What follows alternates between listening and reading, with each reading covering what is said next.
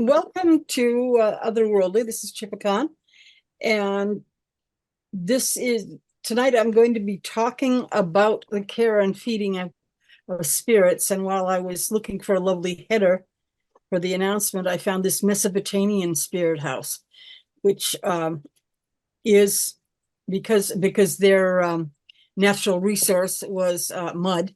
It's a ceramic house, and I just love the way that it does it. Now I'm going to Mud and tar. stop the share right now and get back to uh the so yeah, but you can I just figured that'd be a great way to start out with it. I know a lady who has who makes little houses for the fairies around her. And you can make houses to attract frogs to your garden. Why not make houses to attract fairies to your yard? But this particular workshop or talk came out of a question. Somebody called me up one night and wanted to know. They had moved into a new apartment, but it was kind of in the rough section of town. And they wanted to know, they felt that the spirits around them were hostile. And what could they do to get the spirits to like them better?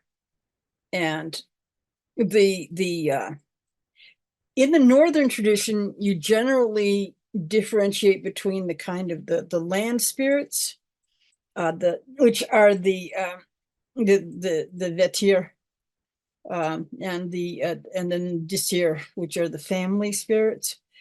But basically the land spirits, you want to feed them and you want to keep them happy. And the main way you keep them happy, kind of the same inside and outside, is keep the area keep the area nice. So if you what I told this guy is to go out into the yard and rake up and get all the garbage out, remove all the broken bricks, all the broken glass you can find. If you can get some, dig up some dirt, get actual dirt and grow things in it, that will go a long way. Now, inside the building, make place, and this is the same advice I give to just about everybody. Usually, the best place to make a comfortable, welcoming nest, a place for your house spirit to hang, is traditionally the hearth. And they have and usually some little corner of the kitchen is set aside near the hearth where it's going to be warm. That belongs to the kitchen spirit, and so you want to keep that clean, and that is the essence, at least in a house, that they seem to like the most, is you keep it clean. They want you to be doing your best, and then when they see you are doing their best, then they will help. I'm going to ask some of the other people to share their stories, but I'll start with a couple of my own. We had, when I was growing up, my mother always told us about Janie Witch, who lived in our attic. She did not believe it. She was making up stories for her children. We, on the other hand, I think I saw her once. So enough belief, something will manifest. When we bought our first house, we didn't notice until we closed on it and went into the back. What looked like a bunch of a small stand of trees actually was a irregular oval of trees. It was pretty much a ring of trees in the back corner behind the house. And it didn't take too terribly much for us to take out the occasional one that wasn't healthy or wasn't in the right way. And we got a natural altar because I seem to have a natural ability to dowse for very large rocks. That every place that I want to put a fruit tree or bush, and my husband would start digging, there would be a boulder. And we found one that where we put the pear tree that had a nice sheer flat lid. So that went right in the middle of the circle. And so we had our circle. And the fun part of that was that when in the fall, when the leaves fell down, there was the wind seemed to blow it in so that there was all you didn't when I went out to rake. So before we gonna do something at a full moon, there was a circle raked around it. And when we went out in the winter, sometimes we didn't have the shovel, sometimes we did, but sometimes, and I think it was because of the energy that was put into it, generally by dancing in a circle around the altar, that there was a bare spot in a big ring around the altar. So we didn't have to shovel that either. Pathway to and from, absolutely. That is a maybe not terribly okay, that doesn't really necessarily indicate the presence of wight, but on the other hand, up at our family cottage that my father built on the lake, and I've been, well, he started about the time I was 3. So we spent summers there, and the family lived there, and there's something there. Starting when I was about 18, I started going up to the cottage by myself in May or June before everybody else got there, because it's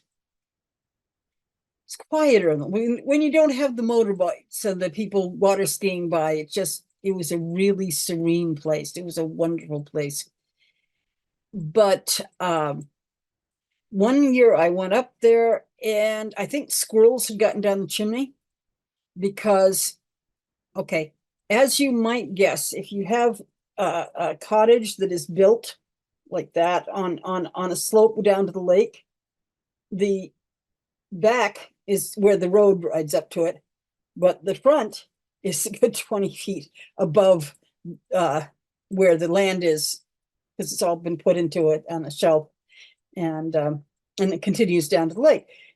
So the front porch was all screened in with a 6-foot expanse of screen, and I think the squirrels had pushed it out to and so a great deal of the screen was flapping in the wind, and I was like, oh, that's going to be a job for my father when he gets up in or just before July 4th. And so I jotted that down to write and tell him in advance that he might need it, because the way the screen was attached is you have your wood here, and then you have the screen over it, and then they had a little batten of wood like this over the edge of the screen, and you nail it down all along that. So you can't fix it from the inside. You have to go outside and put a 30-foot ladder up and to do that repair. So what I would go commune with nature, either out on the lake or in the woods. I went for a 2-hour walk and came back, and it was completely repaired. And I said, well, gee, I guess somebody must have told my father, and he sent somebody to do it.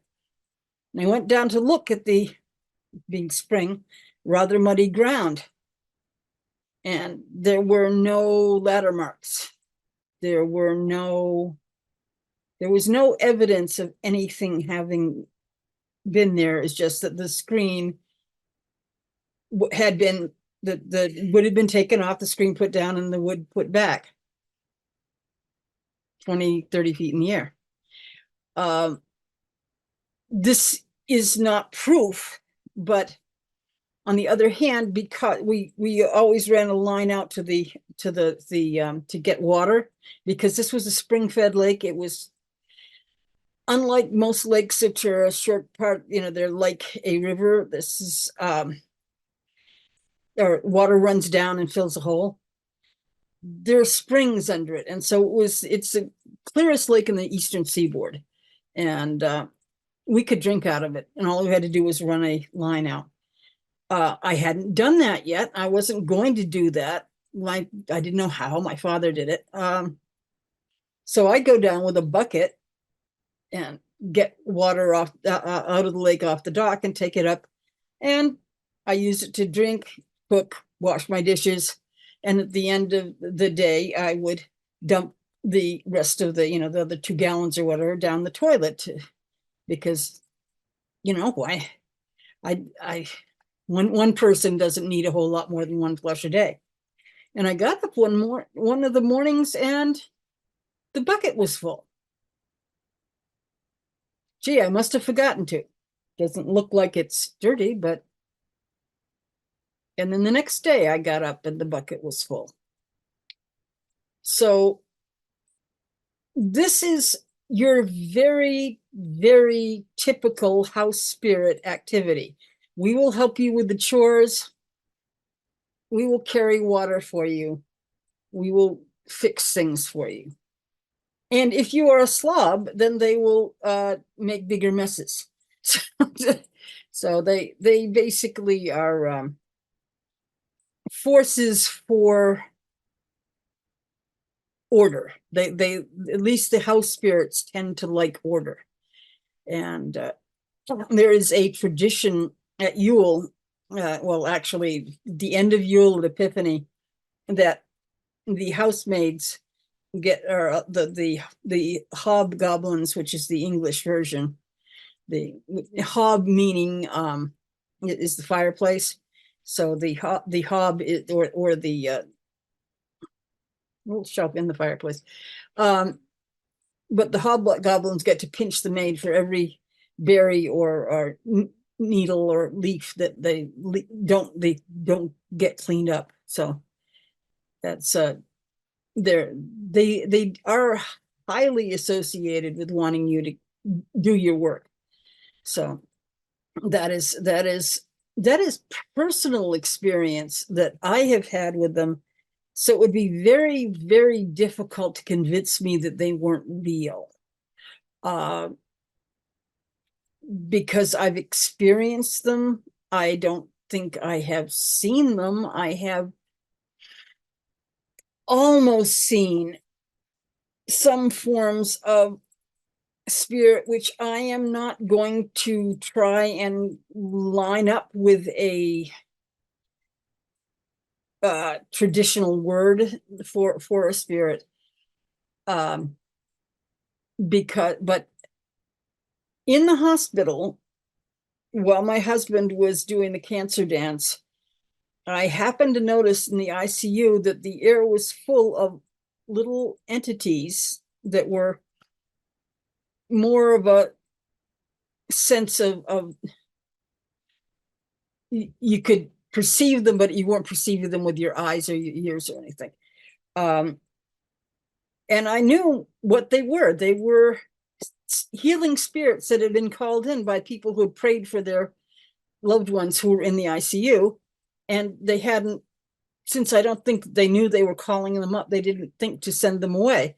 So I simply called them and I said, here, you to work on his kidneys, and you work on his circulatory system, and you work on his lungs, and they loved that. And my husband immediately started responding much better to all the medications and therapies the doctors were doing, because he had the energy things working with him. But I wanted to do something for them. Now, how many of you know the story of the cobblers and the elves? That's a very traditional story in which a poor cobbler takes his last piece of leather to make one last pair of shoes. He cuts them out and he says, I'll sew them together in the morning when the light's better. And he wakes up in the morning, they're beautifully made.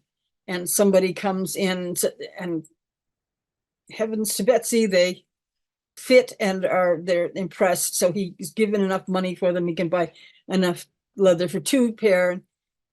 This keeps going on for days and days. And so he stays up to see who's doing this, and he sees 2 little naked pixies or elves of some sort happily making shoes for him. And he and he and his wife are like, we have to do something for them. We have to do something for them because they're helping us so much. And so he made a couple pairs of little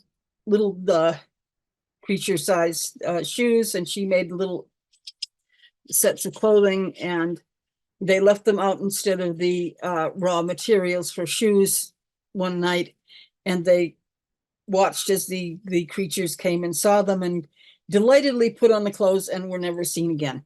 But luckily they had turned the corner out of poverty, so they were able to continue to do good work and stay solvent. But I think this may be the origin of Rowling saying that the house elves would be freed if they were given a piece of clothing. One doesn't ever want to turn a love offering, somebody who's doing you a favor, into a I'm paying you for it situation, because that really annoys them. So, but some show of gratitude is traditional, and frequently food is something that is quite acceptable. And my feeling is what I did in the case of the healing spirits was I just did what you do when you've been doing this for a while. I went into it's like, okay, and what do they want? Candy. Okay, fine, I can do candy. And I went down to the hospital gift shop, and I came up and opened up, because you got to open it to show this is for you. A chocolate bar, my favorite. And they were like, that's not candy. So I, what's candy? Okay, show me what you need. And I saw basically sugar, rock crystal sugar. And I said, okay, I can get you colored sugar. And I got Skittles and opened up a bag of Skittles for them, and they're like, whoo, yay. And they like, and there are always plenty of them around, and they helped us when we needed help in the ICU. So that was a cool thing. But you kind of have to look at your culture and what the spirits of the culture and what the culture likes to decide what they're going to want. I've heard discussions, and many of them, especially if you're in a farm, they like milk, they like porridge, they like milk and butter on it, and they like that type of thing. And it traditionally in Scandinavia, you would give your nissa or your tomte a large bowl of porridge with a big glob of butter in it. It's like a sun in the middle, and sugar is kind of foregone conclusion in the modern world. But in the medieval world, it was just the buttered porridge. And they like rice pudding, which I never have gotten a fondness for, but that's something that you put out every Christmas. But most of the modern pagans I know will put it out once a month or once a moon. And so people say, well, how often should you put it out? And I say, well, you pick, you decide. This is a feast. This is something that you're sharing. I very much think that giving them some of what you're having is a good offering. I don't think necessarily the porridge is magical, is that they really like porridge. I think they'll like whatever you're having. And when they started doing this, was what they were having. And the butter showed that they were eating high off the hog. They were getting the good stuff. I've heard discussions of, well, do they like liquor? Well, the Irish ones do. I think that it depends on, ask the spirit you're dealing with. Go into a light trance. Ask them and say, what is it that you would like? When we hear, we're sometimes we will open some beer or open some mead or bring out the Captain Morgans, and we'll hear the which is Thor saying that if we're drinking, he gets to drink. And we get and we put in it, and we will pour him.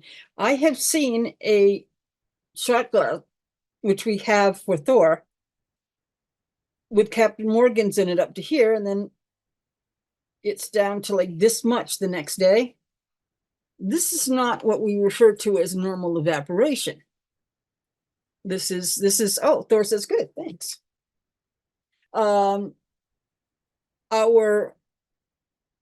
The spirit of the kitchen, that the maternal spirit that watches over us. We say in our household that you give the best cookie from the first batch of cookies you put that on the altar. Because if you don't, then the lady of the oven will take at least one full batch and burn them, because you're not going to give it to her. She will take what she sees as coming to her. Ganesha, we have a Ganesha. We're very fond of Ganesha, who opens the ways for you, and he likes sweets very much. And any kind of sweet, he likes the candies and the cakes and the whatevers. And I see that in the chat, people are sharing what they have found are successful. Rock candy, barley sugar, first bite or drink.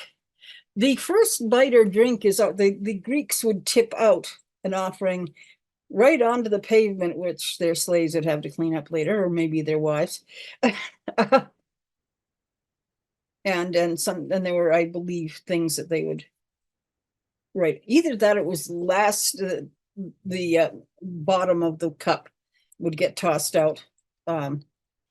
Probably, I'm thinking dregs, and the chances are that may have been, okay, I'm not drinking that anyway, and I'm going to toss it. But my feeling is you always give of your best, you do not give the crap.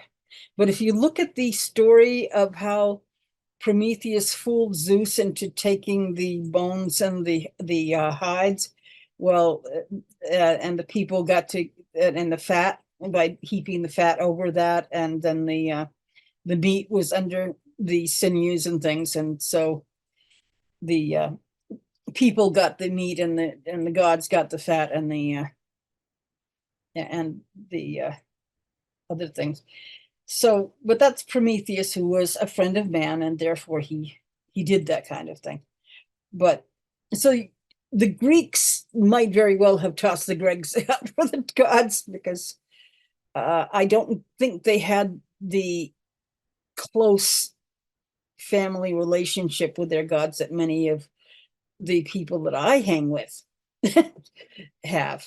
But I feel you give them at least as good. You don't have to give them better than what you're eating or drinking, but you do have to give them at least as good. You don't give them your cast-offs. That's not respectful. That's not loving. And so Uh, the so let's see, recapping. How do you tame them? You How do you tame an area that has not had a person who is looking with an animistic view at the world? You start treating the land or treating the house as a sacred place. In the modern world, we frequently hear that what you want to do is you want to, if you're making a yard, you're mowing your lawn, you're uh, putting in plantings, you leave a wild space for the spirits. Um, this is a very strange attitude for medieval people, or ancient people, but it makes sense in the modern world because, yeah, the spirits would want a place that they could. This is our place. This is how we will have to. Um, this is the place that we know is ours. It's set aside and is not going to be used for human. It's not for human use. So that is a thing that you could. And in the house, set aside a place. If you don't know whether there is a spirit already attached to your house, and you start treating it nicely and you get to begin to see manifestations, then what do you do when you move? I say you offer the spirit the option and said, if this is your home, stay here and be nice to the next people who come. And if you want to come with us, you make a box with, some kind of offering in it, and you pack that up, and that's the spirit's way to travel. Um, this is, you just say, come with us, come with us if you want to. If you want to attach to our family as opposed to the building, because spirits will choose. Sometimes they are attached to your family, sometimes they are an ancestor. In the old days, people would have land and their family and their children would go down on it, and your grandfathers were buried there, and it was that kind of personal, this is my land because our family has been here forever. My great grandfather planted that tree. But we move around a lot more than that, and so I think that we often in the modern world are more likely to see them manifested as, this is a part of our family. And so they attach to, they're more likely to attach to your the people, the rare people who actually give them respect, give them offering. But I think more than the offerings, it is a sense of respect and somebody who's actually paying attention to them, because after all, who wants to be ignored? That is really not a comfortable thing for any sentient being, is to be being ignored. So so you give them an offering, and as I say, if you give them once a year, then they know that once a year they're going to get this thing. If you could give them something every time you're celebrating, whether it's a birthday, holiday, the four quarters, the eight corners of the world, whatever. You want to do it every full moon or dark moon, and if you want to do it every week, you can. If you're going to do it every day, you can. But for goodness sakes, never taper off. Continue. Start as you intend to continue, and be honest with that yourself, because they don't like it when they feel shorted. so don't let them. They come to expect what they have gotten used to. So that is something that you really ought to always remember when you start this. And as I say, you make a place for them, which is nice. One of the Slavic things that they do, they'll make the little dolls to for them to live in. Certainly, there are spirits that the technical word in parapsychology is infest, but I think invest is a better word than infest. That become part of a stuffed animal or a toy. You're gonna see that. If you can give a spirit a home, you can make them a little house. On the other hand, that can go a little two ways. Now, some people consider house spirits part of the kingdom of the overall kingdom of the Fae.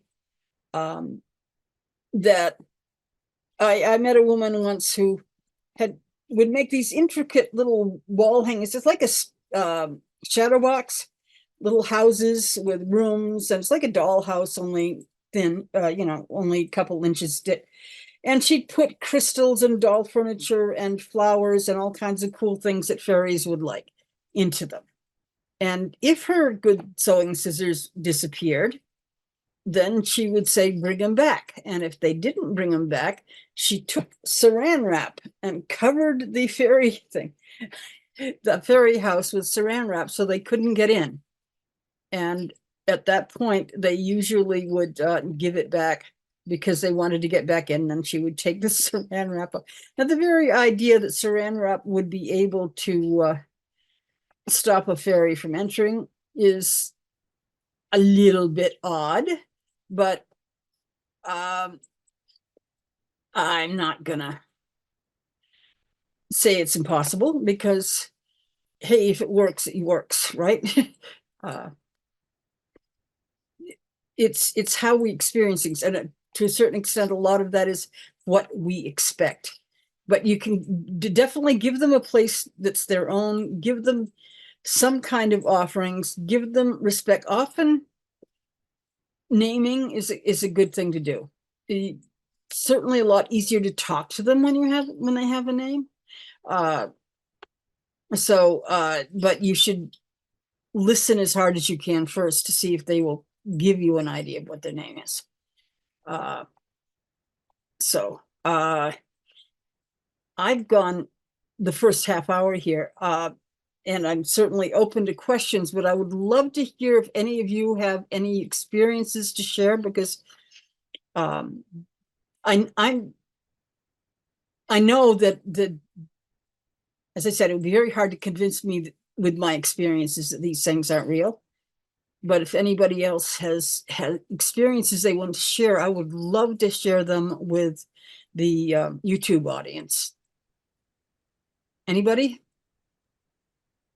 Well, I'm, as usual, going a little bit sideways, because the way we talk about the spirits and how to make nice to them and all of it is an awful lot like my relationship with Thor. Thor doesn't do things for me. Thor helps me when I need help. And that's why I made that comment way at the top of chat about God's help those who help themselves.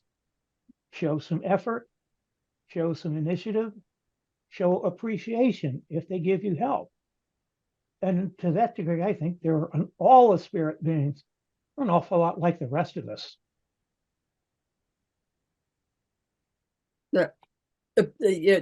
Just awareness. Now, the Romans started every day. They had their family altar, and they would give grain and wine, or grain and oil, but it was just a dribble, just a tiny splash in it, and just a pinch of we're talking a pinch of flour, not a lot, but that was daily. So there's an idea if you want to give something on a daily basis. I just had a horrible image of somebody giving a wee dram of coffee to their house spirits every morning. It's like, oh, and what effect would that have? Well, I suppose it depends if your house spirit likes coffee. And if you like coffee, they very may well. Other ones, other traditional offerings are milk and honey.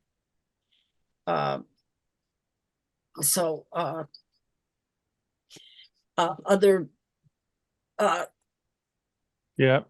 things that you can give are rocks, pretty sparkly rocks.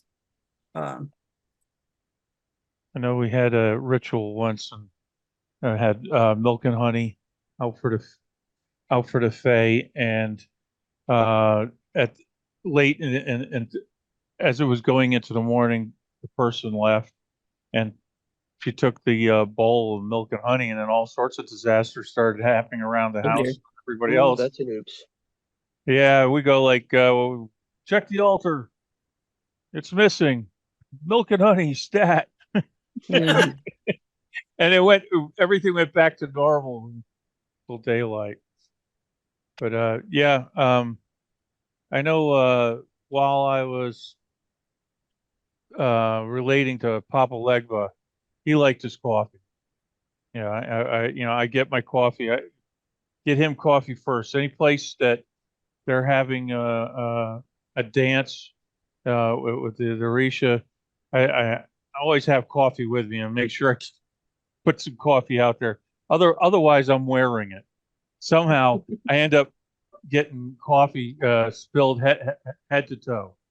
So When I have to deal with Legba, it's usually rum and pipe tobacco because, old man from down south. Mm.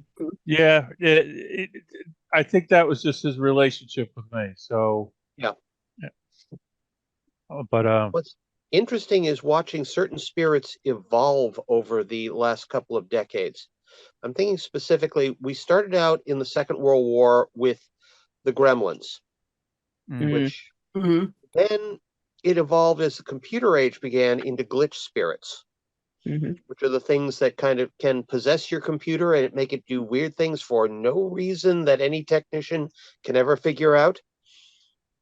And there is another one that has evolved over the last 2.5, almost 2 years. It's called Cotton. It's a little spirit that has evolved. Specifically, it is the spirit that causes Russian military equipment and supply areas to spontaneously combust. Oh, Okay. Oh, the ammunition dump exploded. Must be cotton. Uh-huh. Uh-huh. It is this cute. I was trying to find a picture of it for this, but I think I deleted that one accidentally. Um, it's this cute kind of horned little panda bear like figure surrounded by flames. Okay. Wolf, I would like to suggest that your glitch spirit is actually included free with Microsoft Windows.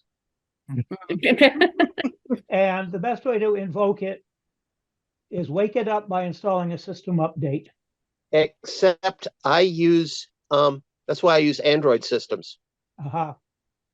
There's Well, one Microsoft system in the house. It is Kathy's, and I have as little to do with it as possible. Mhm. well, considering how many glitch spirits I've seen in how many different computers running every possible kind of operating system that's ever been released, it's probably a universal spirit.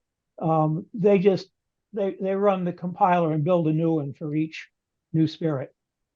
I think because Android has its own little, as it were, icon spirit, that may make it a little less vulnerable because especially back when it was first coming out and they were, doing the ads with the little robot figure, and one lady was dressing it up like a butler, another kid was just sort of playing patty cake with it.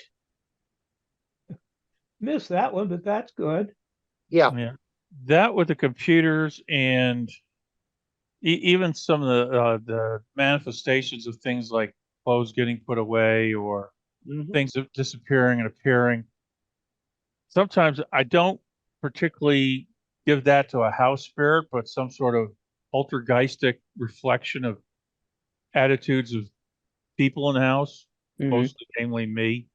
And it's like, I used to work with both Microsoft and Solaris and Unix, and all I know is I had to keep my energy in check. Otherwise, there would be things that would just go wrong. But every once in a while, yeah, that something more or less inexplicable, something manifests like that. Usually, I blame that as the developers working on stuff when they're not supposed to, and they're feeding some sort of version of Murphy, the Could very well be. Mhm. But Murphy that is demon. one thing to note. As I mentioned a long time ago in one of these self-defense classes, you can seal up your windows, your doors, but remember, you also need to seal up where the internet connection comes into your house. Mm. Yep. And I think one of the things that we're seeing here is the fact that you look at different um, approaches or whatever to life and to doing things and making things. And it would seem that the computer in its raw form is pretty far distant from the concept of spirits and subtle energy and all of that. And certainly most programmers are wired that way. And I know because that was my environment before I started looking out the door and finding things like this. So I think quite unintentionally, these naive people, spiritually naive people, basically carry around parasitic infections. Mm. And sometimes of a type, because of the nature of their minds, that are compatible with but antithetical to computer operations. Mm. Could be. And it may be because when I was learning to program, I approached programming languages like I did learning Latin and Greek and other languages for magic. It was something that it was an arcane language that had to be mastered. Yeah, and Mm. that's basically it. And certainly the level of abstraction your mind has to run to deal with the more obscure languages. I mean, you ever see something that looks like a magic spell? Show them a line of pearl. I was going to say All, COBOL, but that's another that is practically a dead language. but when you consider how much crystal, Mm. baked Oh God, glass, yeah. Yeah. yeah, and everything else, this is might as well. I call it wake up magic brick. Mm. It is. Uh, yeah, We got yeah. magic brick. Well, Well, hey, Hello? the Good yeah, one, well, Arkenstone. yeah, yeah, I know if I'm really frustrated and all things going wrong, everything starts burning out. So Oh, yeah. yeah, I'm just and I don't they, like getting underneath my desk fiddling with you're all the cards and stuff. the tech becomes the shortest route to ground for your energies. Mm. Mm. Yeah, I Yeah. need it's to just figure out what creature I need to feed for my computer because I've got problems with my keyboard that have been nagging me for ages here now. And well, So yeah, well, unfortunately, if you can find a creature that can crawl under your keyboard where no tech can go to without disassembling it, just tell me I need to find that creature and I'll do it. I'm yeah, just really. figuring that out. I'm Get one out of the those people dowsing that rods. back to the days when it would be gremlins rather than glitch creatures. I have always had a knack for equipment working for me when it wouldn't for others. Yeah. There was this one typewriter, an old electric typewriter at social services when I worked there. And when we were keeping information about people on cards that were filed in a special system. And I was the person who would type up the cards. I had this special typewriter that had a special arm for pulling the card through just the right distance to get to the right place. And Mm. great typewriter. And I went on vacation and came back and it wasn't working. And they said it started to smoke Oh, dear. while you were gone. Okay. That So is the never a good typewriter sign. died without me there. Uh, I don't think you probably warned it that you were going away, and Maybe it's not not. like you didn't abandon it, but it went up in smoke after you left. Yeah. And then I seem to recall when you and I first got together, you were kind of amazed at the computer I could run Windows on. Well, yes, too. She had built this system A friend had built out it. of sort of semi-built it out of a pile of anomalous parts. Yeah. And it ran surprisingly well for what it was. I think I had a what, an Oh. 8188 or something? You had a 286 base computer, Yeah. a weird motherboard. A kick-ass monitor. Yeah, $500 for a monitor in that day and age. yeah, really. And the ATI All-in-Wonder graphics card, Yeah. which TV tuner, monitor, you name it. Gods, I remember those.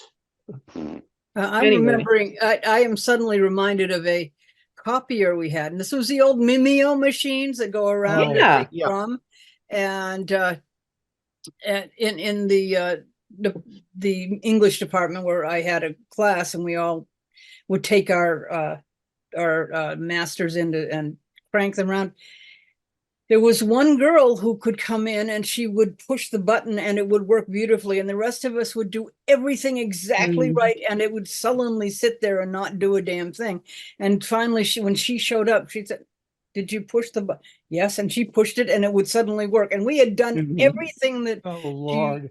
but it was, it liked her. So that, let us I just think say that spirits do get into things, and the more they move, the more they interact, the more likely they are. And I'm guessing some of them start to attach to us. Cars and computers. You know, if you look at the things that we are most likely to name, but you know, there are other things that we, if one of the points I really think is important to make is when you are working with spirits, whether you are calling them a god or whether you're calling a house wight, if you if you're moving or you have a major job in your house that you want to do, you don't just go out on the street and say, can somebody come help me move these boxes? You ask your friends, and you may offer them pizza and beer, but you ask people with whom you already have a relationship. So the first thing you want to do is make a relationship. And if you, so you want to say, you want to establish the friendship first before you want to get anything from them. You may have to spend a couple years taking care of your apartment. And yes, if you are looking at, I have an apartment, I only have this much space. You can't put out the crystals or the whatever barriers you put around a house you own, but you put them around your doorway. You put them around your windows. You put protective charms on anything that comes in and goes out. If you don't have a sacred well, you have a faucet, you have a sink, and you choose the sink in your house where you say, this is where I am getting my good drinking water from. And you honor the fact that, unlike the vast majority of people in the rest of the world, you have potable water coming right to you. Unless you live in Flint, Michigan. And you thank it, and you think, if you can figure out what the source, where is that water coming from, and you thank the source as well. You may not have a wood stove or a fireplace, but you have a hearth, you have you have an oven. I mean, maybe all you've got is a toaster oven. Or you also have a furnace if you have a house. And so if you have an apartment, it would be the hearth of the kitchen, but effectively most houses these days have two hearths. They have the stove in the kitchen, but you have the furnace in the basement. And you can get tabletop fire pots now. Yeah, I actually saw some of those at Rite Aid when I was picking up a bunch of prescriptions yesterday. Was $30, and it runs on rubbing alcohol and yes. But you want to if you want to attract a spirit to your house, if it has been in a sterile, and I'm going to not try and irritate anybody by saying a Christian we've been in a, or atheistic environment, Mhm. and it has become a hostile place and there's no spirit there, invite one in. One of my friends, dear sweet child that she was at the time, she was probably 25. Mm. They'd moved to a new house, and she didn't want her children, didn't know anybody there, so they didn't have anyone to play with. So she went out and she called the fairies into her yard so that they would be able to, so that her children would have someone to play with. Well, a random please come and play is not a safe thing to do to address the fae. Luckily, she seemed to have had enough intent behind it that she didn't get in deep trouble. but Amazing. The question is, do the spirits need us as much as we need them? In their own environment, they don't. They don't really need us, but we can develop a positive relationship. We can become good neighbors.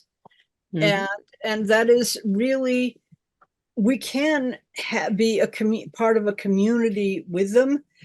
But nature abhors a vacuum. Whatever is there is going to attract the kind of thing that is attracted to that area. There are special spirits that you will find if you like to go up to the top of skyscrapers.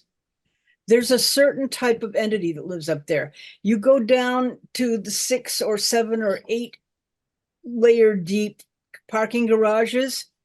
I don't park in those things without I throw a few coins on the ground to appease the spirits that are down there, because I can feel the spirits down in that subterranean area. And certain spirits are attracted to bridges. They love that what passes. Some spirits are attracted to crossroads. They love the possibilities. So you give them, you try and figure out what it is that they want. Native American spirits are partial to alcohol. I'm not sure how much. I mean, not to alcohol. They are not partial to alcohol. They really dislike alcohol. To tobacco. I got the tobacco. Please be aware. Yes. Native American spirits like tobacco. The southern, the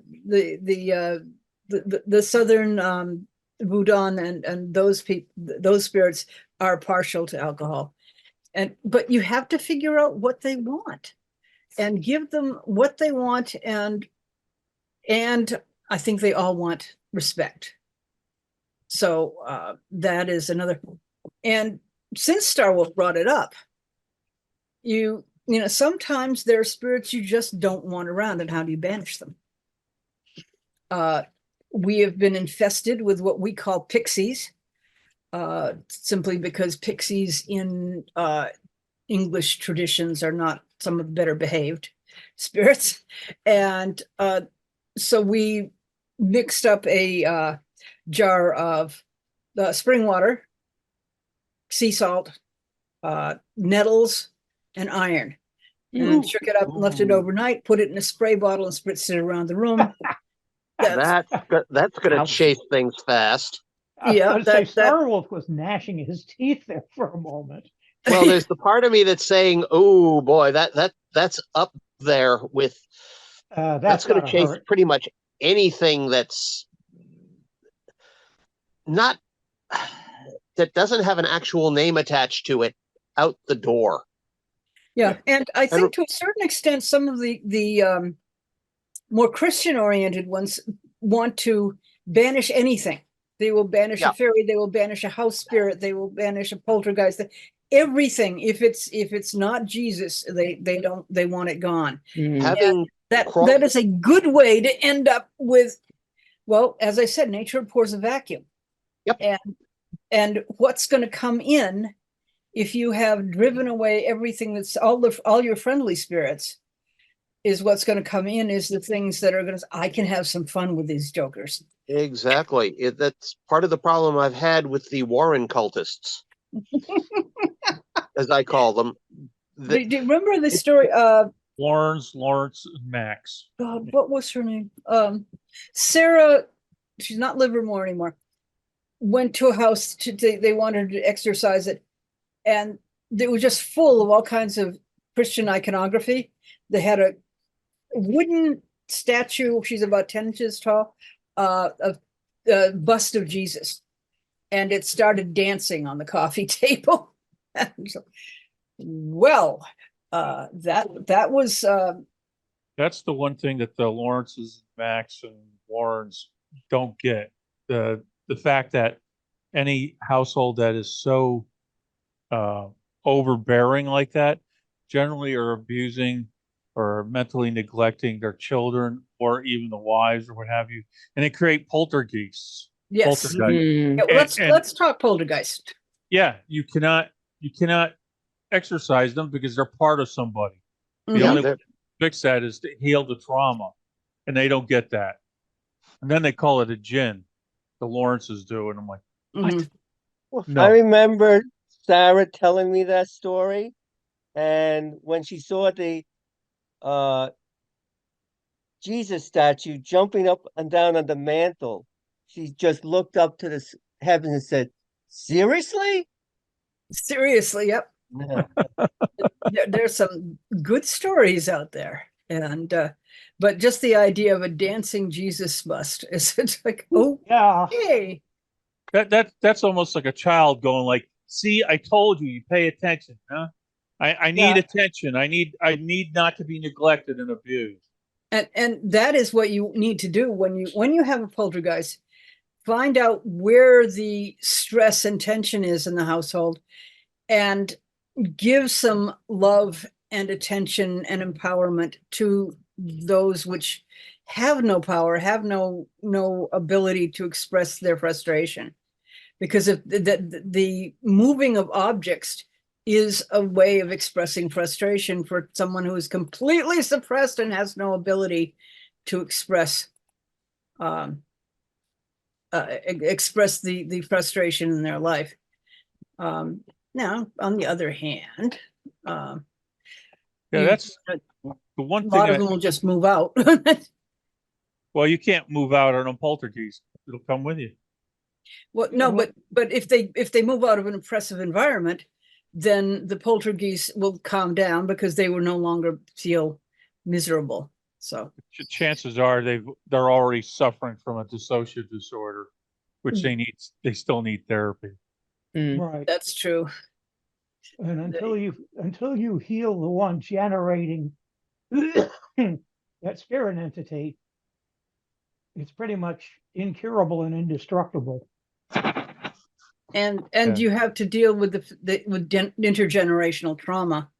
You Mhm. have to heal your ancestors before the healing can flow properly through you. So that's a thing. But yeah, I guess that's just about.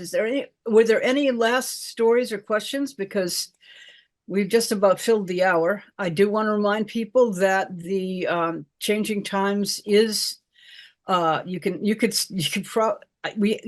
can't sign up yet, but we now have the date, we have the place. That the date is the third. I wrote it down. First weekend in November.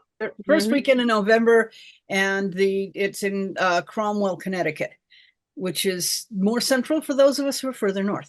Probably It's just about way dead out. center in Connecticut too. Yeah. But it's so thank you all, and I'm